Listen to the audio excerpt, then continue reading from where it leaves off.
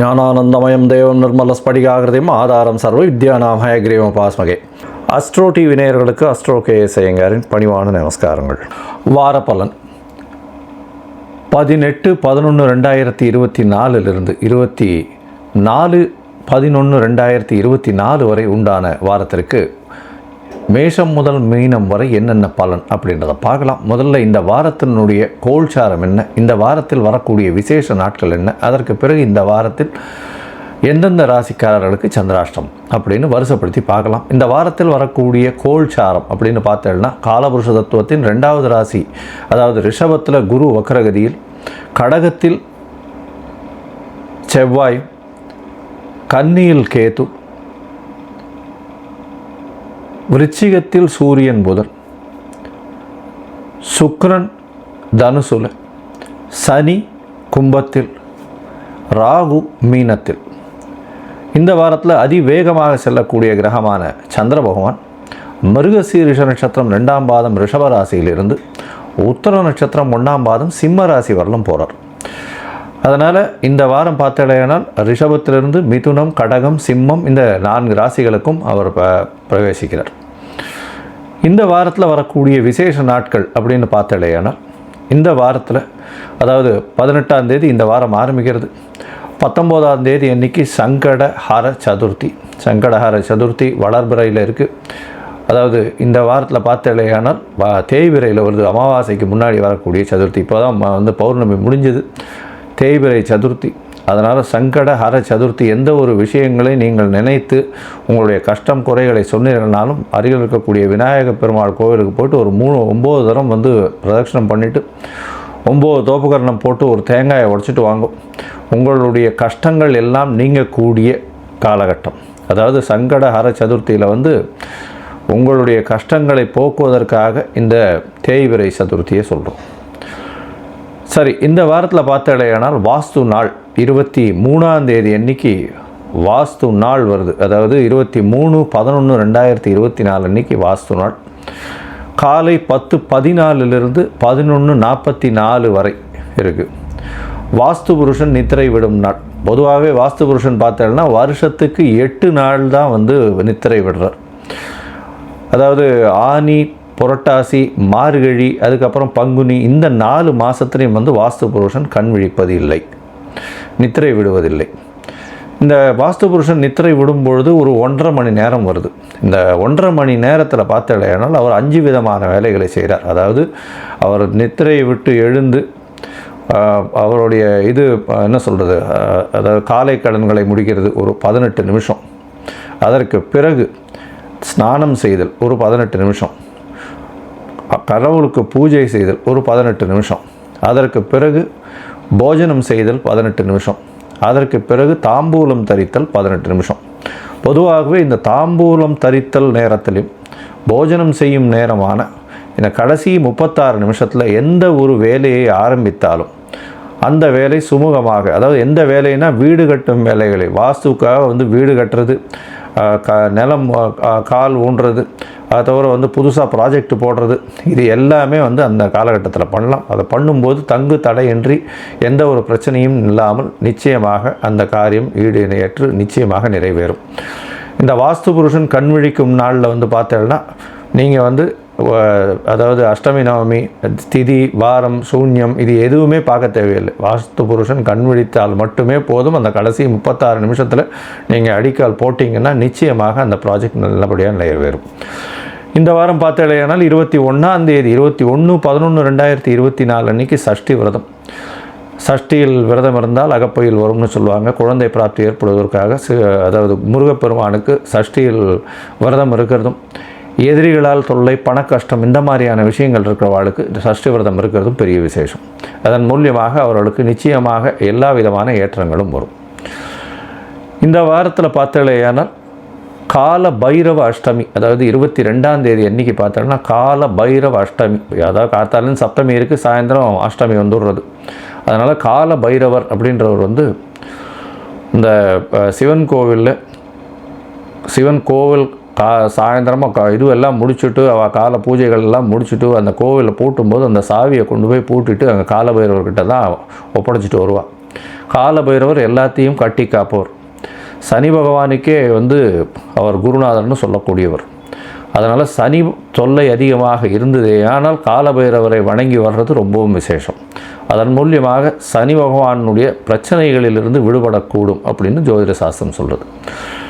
சரி, இந்த வாரத்தில் பார்த்தலையானால் எந்தெந்த ராசிக்காரர்களுக்கு சந்திராஷ்டமம் அப்படின்றத பார்ப்போம். இந்த வாரத்தில் ராசிக்காரர்களுக்கு சந்திராஷ்டமம் பார்த்தோம்னா துலா ராசிக்காரர்களுக்கு 18ஆம் தேதி காலை வரலும் இருக்குது. அதாவது துலாம், விருச்சிகம், தனுசு, மகரம் இந்த 4 ராசிக்காரர்களுக்கும் சந்திராஷ்டமம் இருக்குது. சந்திராஷ்டமம்னா உங்களுடைய பிறந்த ராசியில் அதிலிருந்து 8ஆம் இடத்துல சந்திர பகவான் மறைந்து இருக்கக்கூடிய காலகட்டத்தை சந்திராஷ்டமம்னு சொல்கிறோம். அதாவது கோச்சார சந்திரன் மறைந்து இருக்கக்கூடிய காலகட்டத்தில் சந்திராஷ்டமம்னு சொல்கிறோம்.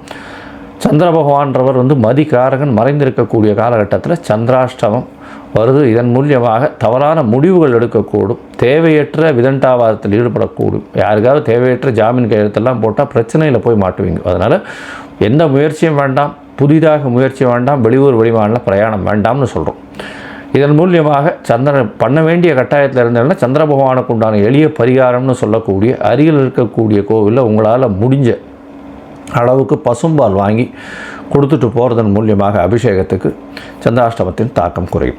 சரி, இந்த வாரம் அதாவது 18/11/2024 24/11/2024 வரை மேஷம் முதல் மீனம் வரை எப்படி இருக்குது அப்படின்றத பார்க்கலாம். அதற்கு முன்னாடி என்னுடைய மொபைல் நம்பர் ஸ்க்ராலிங்கில் வந்துட்டுருக்கோம். உங்களுக்கு அஸ்ட்ராலாஜிக்கல் கன்சல்ட் தேவைப்பட்டதே ஆனால் நீங்கள் என்னுடைய மொபைல் நம்பருக்கு கான்டாக்ட் பண்ணுங்க. உங்களுடைய பெயர், உங்களுடைய date of birth, time of birth, place of birth, உங்களுடைய தாய் தகப்பனார் பெயர் இதுவரை எனக்கு அனுப்புங்க. என்னுடைய கட்டணம் என்னென்னு சொல்கிறேன். அதற்கு பிறகு உங்களுடைய நீங்கள் கட்டணத்தை செலுத்திட்டு அதனுடைய யூடிஆர் நம்பர் ஷேர் பண்ணதுக்கப்புறம் உங்களுடைய ஜாதகத்தை போடுறேன்.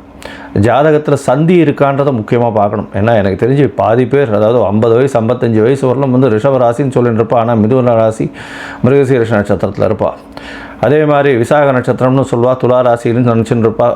அது விருச்சிக ராசியில் இருப்பாள்.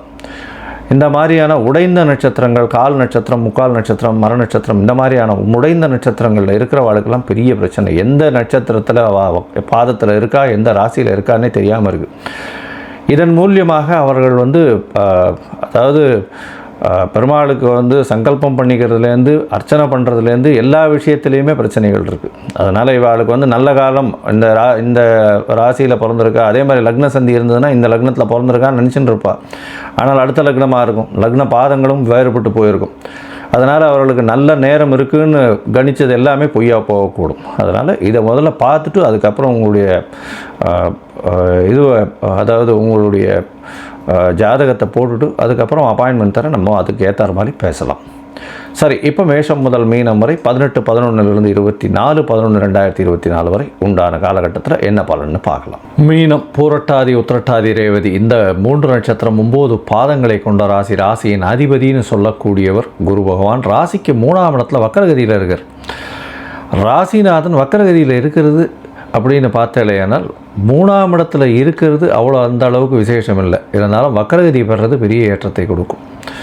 உங்களுக்கு பார்த்தோன்னா உங்களுடைய ராசிநாதன் 3ஆம் இடத்துக்கு இடத்துல இருக்கார். 3ஆம் அதிபதி 10ஆம் இடத்துல இருக்கார். 3-10 பரிவர்த்தனை நல்ல ஒரு ஏற்றத்தை கொடுக்கும். தொழிலில் பெரிய ஏற்றம், வியாபாரத்தில் பெரிய மாற்றங்கள் ஏற்படக்கூடிய வாய்ப்புகள் உண்டு. அதை தவிர பார்த்தீங்கன்னா உங்களுடைய ராசிக்கு 12ஆம் இடத்துல சனி பகவான். தேவையற்ற செலவுகள் வரும், வேலை மாறுதல்கள் வரும், வேலையில் ஏற்றங்கள் இருக்கும், வேலையில் மாறுதல்கள் இருக்கும். உங்களுடைய மூத்த அதிகாரிகள் மூலியமாக சிறு பிரச்சனைகள் வரக்கூடிய வாய்ப்புகள் உண்டு.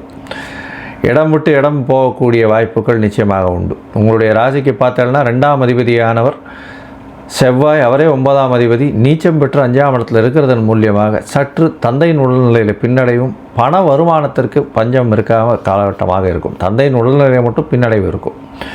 ராசிக்கு 9ஆம் இடத்துல சூரியனும் புதனும் இருக்கார். உங்களுடைய ராசிக்கு 6ஆம் அதிபதி 9ஆம் இடத்துல இருக்கிறதுனால படிக்கக்கூடிய மாணவ மாணவிகள் போட்டித் தேர்வில் வெற்றி பெறக்கூடிய வாய்ப்புகள் நிச்சயமாக உண்டு. எந்த போட்டித் தேர்வாக இருந்தாலும் வெற்றி கிடைக்கும். வெளிநாடு போய் படிக்கக்கூடிய பாக்கியம் நிச்சயமாக வரும். அதை தவிர உங்களுடைய ராசிக்கு 3ஆம் அதிபதி 3ஆம் இடத்துலேருந்து குரு வக்கரகதியில் 9ஆம் இடத்தை பார்க்குறார். நல்ல ஒரு ஏற்றம். 9ஆம் இடத்துல பார்க்கக்கூடிய காலகட்டத்தில் நல்ல ஒரு ஏற்றம் கிடைக்கக்கூடிய வாய்ப்புகள் நிச்சயமாக உண்டு. சிவராஜ யோகம்னு சொல்லக்கூடியது. இதன் மூலியமாக வெளிநாடு போய் படிக்கக்கூடிய வாய்ப்பும், வெளிநாட்டில் உங்களுக்கு வந்து என்ன நீங்கள் எந்த யூனிவர்சிட்டியில் கிடைக்கணும்னு நினைக்கிறீங்களோ, எந்த காலேஜ் கிடைக்கணும்னு நினைக்கிறீங்களோ அது நிச்சயமாக கிடைக்கக்கூடிய வாய்ப்புகள் நிச்சயமாக உண்டு. உங்களுடைய ராசிக்கு பார்த்தலையானால் 5ஆம் இடத்துல இருக்கக்கூடிய செவ்வாய் நீச்சப்பட்டு போயிருக்கிறதுனால குடும்பத்தில் சிறு சிறு இன்னல்களும் சிறு சிறு பிரச்சனைகளும் வரக்கூடிய வாய்ப்புகள் உண்டு. சமசப்தமத்தில் கேது பகவான் இருக்கிறதுனால எதிர்பாலனை தவிர அந்த அளவு நம்ப வேண்டாம். அது தவிர பார்ட்னர்ஷிப் பிஸ்னஸில் பின்னடைவு இருக்கக்கூடிய காலகட்டமாக அமையும். இந்த வாரம் பார்த்தலையானால் உங்களுடைய ராசிக்கு 10ஆம் இடத்துல சுக்கிரன் இருக்கிறது ரொம்பவும் பெரிய விசேஷம். பரிவர்த்தனை யோகத்தில் பெரிய ஏற்றத்தை கொடுக்கக்கூடிய காலகட்டம். இந்த வாரத்தில் உங்களுடைய ராசிக்கு 5ஆம் அதிபதினு சொல்லக்கூடிய சந்திரன் ராசிக்கு 3ஆம் இடத்துல உச்சம் பெற்று போயிருக்கிறது பெரிய விசேஷம். இதன் மூலியமாக குரு சந்திர யோகம் அமைகிறது கஜகேசரி யோகம்னு சொல்லக்கூடியது. நல்ல ஒரு ஏற்றம் இருக்கும். 5ஆம் அதிபதி 5க்கு 11 இருக்கிறதுனால குழந்தைகள் மூலியமாக நல்ல ஒரு பெயர் புகழ் அந்தஸ்து கௌரவம்லாம் வரக்கூடிய வாய்ப்பு, முயற்சிகள் எல்லாமே வெற்றி பெறக்கூடிய வாய்ப்புகள் உண்டு. எழுத்து பணியில் இருக்கிறவங்களுக்கு நல்ல ஒரு ஏற்றம், கலைத்துறையில் இருக்கிறவங்களுக்கு திடீர் யோகம் வரக்கூடிய வாய்ப்பு. அது தவிர வந்து இந்த மதம் சார்பு இருக்கக்கூடிய குருமார்கள், அது தவிர கோவில் அர்ச்சகர்களெல்லாம் நல்ல ஒரு ஏற்றம் கிடைக்கக்கூடிய காலகட்டம். இந்த வாரம் உங்களுடைய ராசிக்கு பார்த்தாலேயானால் 4ஆம் இடத்துல சந்திர பகவான் போகிறார். அதாவது 18/11/2024 24/11/2024 வரலும் உண்டான காலகட்டத்தில் 18ஆம் தேதி கார்த்தால் ஒரு 8:30 மணியிலிருந்து 20ஆம் தேதி மதியம் ஒரு 1:30 மணி வரலும் 4ஆம் இடத்துல இருக்கார். திக்பலம் பெறுறது பெரிய விசேஷம் 4ஆம் இடத்துல. இதன் மூலியமாக பார்த்தாலேயானால் ஆட்சி பெற்றதற்கு சமம். அதனால் தாயின் உடல்நிலையில் நல்ல ஒரு ஏற்றம் இருக்கும். சுக்கிரனின் பார்வை வேறு இருக்குது. நல்ல ஒரு ஏற்றம் இருக்கக்கூடிய காலகட்டம்.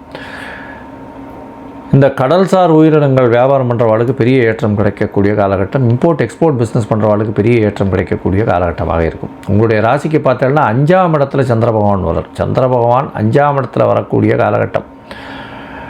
அப்போ வந்து பார்த்தீங்கன்னா 20ஆம் தேதியிலிருந்து 22ஆம் தேதி இரவு ஒரு 8:30 மணி வரலும் இருக்கக்கூடிய காலகட்டம். இந்த காலகட்டத்தில் பார்த்தீங்கன்னா சந்திர பகவான் 5ஆம் இடத்துல இருக்கக்கூடிய காலகட்டத்தில் நீச்ச பங்க ராஜயோகம் செவ்வாய்க்கு ஏற்படுறது. ஏன்னா 2ஆம் அதிபதி நீச்சம் பெறதுனால அவர் பங்கப்படுறார் ஆட்சி பெற்ற சந்திரனோட. அதனால் வந்து பெரிய ஏற்றம், திடீர் பணவரவு, குடும்பத்தில் திடீர் ஒரு நல்ல சந்தோஷமான செய்தி இதெல்லாம் வரக்கூடிய வாய்ப்புகள் உண்டு.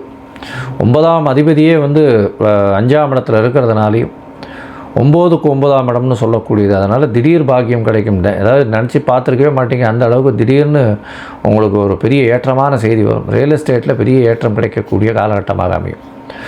உங்களுடைய ராசிக்கு 6ஆம் இடத்துல சந்திர பகவான் போகிறார். அதாவது 22ஆம் தேதி இரவு 8:30-9 மணியிலிருந்து 25ஆம் தேதி காலை ஒரு 10 மணி வரலும் இருக்கக்கூடிய காலகட்டம். இந்த காலகட்டத்தில் பார்த்தீங்கன்னா 6ஆம் இடத்துல சனி பகவானின் பார்வையில் இருக்கிறதுனால உடல் நலத்தில் சற்று பின்னடைவு இருக்கும். ஜாகிரதையாக இருக்கிறது நல்லது. இந்த வாரம் உங்களுக்கு ஒரு நல்ல ஏற்றமான வாரம். கடல்சார் உயிரினங்கள் விற்கிறவங்க, அதை தவிர வந்து இம்போர்ட் எக்ஸ்போர்ட் பிஸ்னஸ் பண்ணுறவங்க, தங்க ஆசாரிகள், தங்க வியாபாரம் பண்ணுறவங்க, அதை தவிர வந்து பேங்கிங் இண்டஸ்ட்ரியில் இருக்கிறவங்க, பேங்கிங் அக்கௌண்ட்ஸில் பார்க்குறவங்களுக்கெல்லாம் நல்ல ஒரு பெரிய ஏற்றம் கிடைக்கக்கூடிய காலகட்டம். நீங்கள் அருகில் இருக்கக்கூடிய சுவாமிநாதன் சொல்லக்கூடிய முருகப்பெருமானை போய் வேண்டிட்டு வாங்க. நல்ல ஒரு ஏற்றமும் மாற்றமும் உங்களுடைய வாழ்வில் நிச்சயமாக வரும்.